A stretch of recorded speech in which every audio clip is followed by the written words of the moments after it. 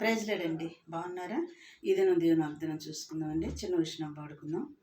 నన్ను నీవలే మార్చుటకీగా ఆత్మతో నింపితివి, ఆత్మతో సత్యముతో ఆరాధించి ఆనంద ప్రవాహములో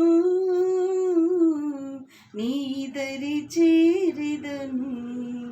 నా ప్రాణాత్మ శరీరం అంకితం నీకే ప్రభు, అంకితం నీకే ప్రభు. ఇది నా దేవుని వాగ్దానం అండి. సామెతలు 16వ అధ్యాయం 3వ వచనం చూసుకుందాం. నీ పనుల భారము యెహోవా మీద నుంచుము, అప్పుడు నీ ఉద్దేశములు సఫలమగును చెప్తున్నాడు ఇక్కడ. నీ పనుల భారము యెహోవా మీద ఉంచుము, అప్పుడు నీ ఉద్దేశములన్నీ సఫలమగును.